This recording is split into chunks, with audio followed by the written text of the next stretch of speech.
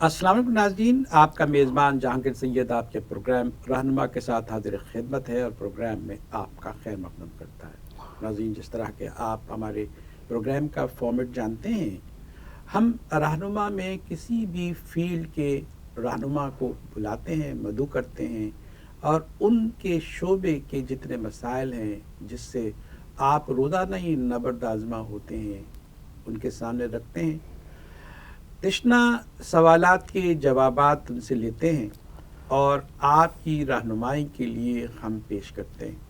ہم یہ چاہتے ہیں کہ مختلف شعبوں کی جو زب و حالی ہے پاکستان میں، اس حوالے سے ہم بات کریں۔ اس میں ریلوے جو ہے مختلف مراحل سے گزری ہے۔ لوگ اب یہ بھی کہنے لگے ہیں کہ ریلوے سدھر رہی ہے، لیکن جو اس کا زوال ہے اس کی ایک لمبی کہانی ہے۔ منظور احمد رضی صاحب ہمارے ساتھ ہیں، مرکزی chairman railway workers union Pakistan ہیں۔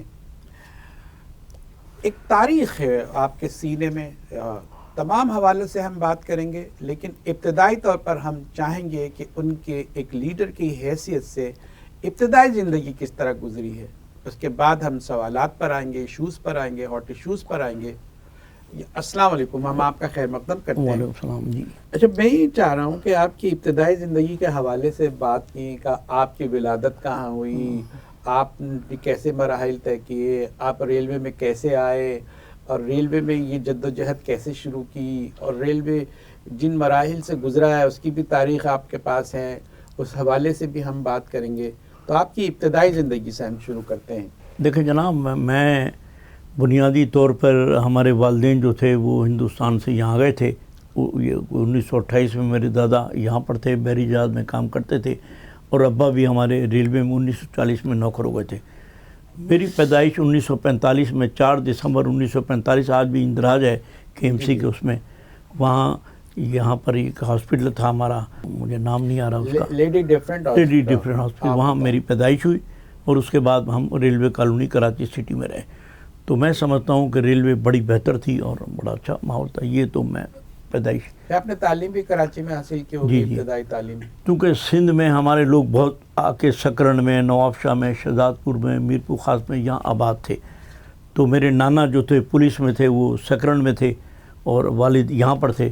تو ابتدائی تعلیم میں نے ریلوے اسکول بھی تھا، ہماری ریلوے کی ڈسپنسری بھی تھی، اسکول بھی تھا سٹی ریلوے کالونی میں، لیکن میرے ابا اور دادا ذرا تھوڑے سمجھدار تھے، تو انہوں نے مجھے پاکستان چوک پہ ایک اسکول تھا، عبداللہ حسین ہارون اسکول، وہاں میں نے پہلی جماعت سے چوتھی جماعت تک تعلیم حاصل کی۔ اس کے بعد آپ نے اس کے بعد پھر یہ تعلیم یہ تھی کہ چونکہ میں سندھی بھی جانتا تھا، سکرن میں بھی رہا، وہاں بھی کبھی جانا پڑتا تھا، تو سندھ مدرسۃ الاسلام میں ہم نے 5ویں جماعت میں میرے ابا نے داخل چونکہ وہاں سندھی 1900 یہ سمجھ لیں کہ جب میں نے چوتھی جماعت پاس کی تو پھر ہم سندھ مدرسۃ الاسلام میں آ گئے۔ اس اسکول کو جو میں نے دیکھا تو بہت بڑا گراؤنڈ تھا، 2 مسجدیں تھیں، ایک اہل تشیع کی مسجد تھی، ایک اہل سنت کی، وہ کافی عرصے مطلب اب بھی ہے ابھی۔ تو میں بڑا گھبرایا، حالانکہ میں کراچی میں پیدا ہوا تھا، لیکن بہت بڑا اسکول کراچی میں اگر کوئی تھا تو سندھ مدرسۃ الاسلام تھا۔ وہیں سے ہم نے تعلیم حاصل کی، اور وہاں سے پھر ہم نے میٹرک امتحان دیا اور نکلے، تو پھر اب میری عمر ہو گئی تھی، تو ابا نے مجھے ریلوے میں نوکر کرا دیا، ریلوے کے اسٹور میں، بجلی والوں میں، وہاں میں اسٹور ایشور تھا۔ لیکن میں اصل میں ادب سے تعلق تھا، شاعری کرتا تھا، تو میں اس ابتدائی دور میں آپ نے شاعری شروع کر دی؟ ہاں کر دی تھی، چونکہ متاثر تھا، لوگوں کو، مزدوروں کے حالات دیکھتا تھا، یہ دیکھتا تھا، تو بڑا میں آپ کے خاندان میں بھی کوئی شاعر رہے؟ نہیں، کئی ایک رہیں گے، مجھے نہیں پتہ، لیکن میں چونکہ ایک ریلوے ملازم کا بیٹا تھا اور متاثر تھا اور ریلوے میں بھرتی ہو گیا تھا، تو بس اس پہ۔ لیکن اس زمانے میں چونکہ امریکہ کا بڑا گڑبڑ تھا، ویتنام میں وار ہو رہی تھی، تو ویتنام سے میں بڑا ہوا کہ جناب یہ امریکہ جو ویتنام میں غریب انقلابی اور لیفٹ کے اور رائٹ میں جو بٹے ہوئے، اس پر وہ ہو چی مین وغیرہ کا پڑھا کہ وہاں بمباری کر رہے تھے، تو میں نے اس پہ بھی کچھ شعر لکھے تھے۔ تو اس کے بعد یہ کہ میں رہا، پھر میں نے بہت جلدی ہم آپ کے حسین اس پہ مرحلے میں آ گئے ہیں کہ آپ کی کوئی شاعری کا کوئی حصہ آپ ہمیں نظر کریں، تاکہ ہم اسی طرح خوبصورت گفتگو کے ساتھ آپ کے ساتھ بڑھیں اور کچھ تلخ حقائق بھی آپ کے سامنے رکھیں، اس کا جواب حاصل کریں۔ دیکھیں میں نے تو ابتدائی طور پہ کوئی نظم لکھی تھی، لیکن پھر میں کچھ متاثر ہوا کہیں ایسے ہی چکر میں، تو 2 شعر میں آپ کو سناتا ہوں جو میرے چھپے بھی، نظمیں بھی چھپتی رہی۔ ایک رسالہ نکلتا تھا شمع، اچھا، دلی کا ایک شمع کراچی، اس میں میری تو 1 سال تک مجھے فری ملا، اس میں بھی لکھی تھی میں نے، وہ تو بڑی لمبی داستان ہے، لیکن میں کچھ ابتدائی شعر آپ کو سننا چاہتا ہوں۔ تنہا رہا نہ میں کبھی واہ، راہ حیات میں، تنہا رہا نہ میں کبھی راہ حیات میں، تیرا خیال ساتھ رہا میں جدھر گیا، تیرا خیال ساتھ رہا میں جدھر گیا، محسوس ہو رہا ہے کہ وہ اب بھی پاس ہیں، محسوس ہو رہا ہے کہ وہ اب بھی پاس ہیں، حالانکہ ان کو بچھڑے زمانہ گزر گیا۔ تو لوگوں نے کہا یار یہ آپ شعر بھی کہتے، تو اس زمانے میں یہ سمجھ لیں کہ تبدیلی آ رہی اس میں 2 رنگ ہے، حقیقی بھی ہے اور مجازی بھی ہے۔ دونوں کے ساتھ میں لنک ہے میرا، اچھا یہ بات ٹھیک میں ہے، کریں۔ ظاہر ہے کہ آپ کے شعر سے جھلکتا ہے۔ ہم یہ پوچھنا چاہیں گے آپ سے کہ ایک مرحلہ آتا ہے جد و جہد کا، افلاس کا، لوگوں کو دیکھتے ہیں آپ، پھر ایک خیال آتا ہے شعر و سخن کو چھوڑ تو فکر معاش کر، پھر آپ فکر معاش کی طرف آئے، اور پھر جد و جہد کا آغاز کیسے کیا؟ ایسے ہوا کہ میرے والد، ہم ریلوے کالونی میں رہتے تھے، ریلوے ملازمین کے میں دیکھتا تھا مسائل ہیں، میں اسٹور میں بھرتی ہو گیا۔ اس زمانے میں ایوب خان کے خلاف بڑی تحریک چل رہی تھی، اور شپ یارڈ میں اور کئی اداروں میں ہڑتالیں تھیں، اور بڑا گڑبڑ تھے۔ ایوب خان کو 1958 میں مارشل لگا کے آ گئے تھے، تو اس وقت تک میں سمجھ گیا تھا۔ اچھا میں ایک بات اور بتا دوں کہ مجھے نہیں پتا تھا مارشل لا کیا ہوتا ہے۔ میں نے اپنی دادی سے پوچھا تو دادی نے بولا ابا سے پوچھو، تو ابا نے بتایا کہ مارشل لا کا مطلب ہے فوج کی حکومت آ گئی ہے۔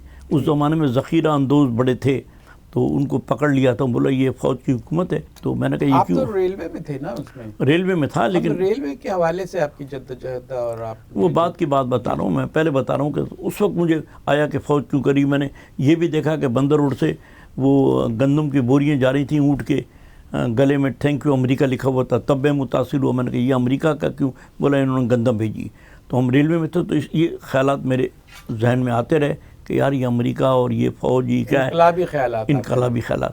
اسی زمانے میں کوئی یہاں پر لیفٹ کی لوگ کام کرتے تھے ریلوے میں، ٹریڈ یونین کے اندر، اور وہ کمیونسٹ پارٹی سے ان کا تعلق تھا، خاص کر ابھی طفیل عباس صاحب زندہ ہے، انہوں نے مجھے آ کر چیک کرتے رہے کہ یار یہ لڑکا کیسے یہ ہے۔ تو وہ مجھے اتفاق سے ریلوے میں بھی کوئی ہڑتال ہو گئی، میرا کوئی یونین سے اور سیاست سے کوئی تعلق نہیں تھا، ٹھیک ہے، تو وہ میرے رابطے میں آ گئے اور انہوں نے مجھے لے گئے۔ تو 1967 کے اکتوبر میں نومبر میں ہڑتال تھے، ایوب خان کے خلاف بڑی بغاوت تھی، اور ہم بھی اس وقت باغی ہو گئے تھے۔ تو ہمارے جو لیڈر تھے وہ بیچارے تقریریں کر کے 2-3 دن ہو گئے تھے ہڑتال کو، تھک گئے تھے۔ وہ جب تھک گئے تو انہوں نے کہا بھئی ایک نوجوان جو ہے وہ آپ کو شعر سنائے گا، حالانکہ اس سے کوئی تعلق ہی نہیں تھا۔ تو میں جب شعر سنا رہا تھا تو فوج آ گئی اس وقت پورے پاکستان میں۔ اس زمانے میں پولیس کی اتنی رینجز وغیرہ، آپ شعر سنا رہے تھے اور اس میں فوج آ گئی، کوکا ہو گیا، فوج نے آ کے جناب قبضہ کر لیا اور لاہور میں بھی پکڑ لیا، اور میں اسٹیج پہ تھا چونکہ نظم سنا رہا تھا، میں بھی گرفتار ہو گیا۔ بڑے دلچسپ مرحلے میں ہماری گفتگو شروع ہو گئی۔ ناظرین ایک چھوٹا سا بریک لیتے ہیں، بریک کے ساتھ حاضر ہوتے ہیں۔ ہمارے ساتھ منظور احمد رضی صاحب موجود ہیں، مرکزی رہنما ہے پاکستان ریلوے کے، ان سے گفتگو کریں گے۔ ایک چھوٹا سا بریک۔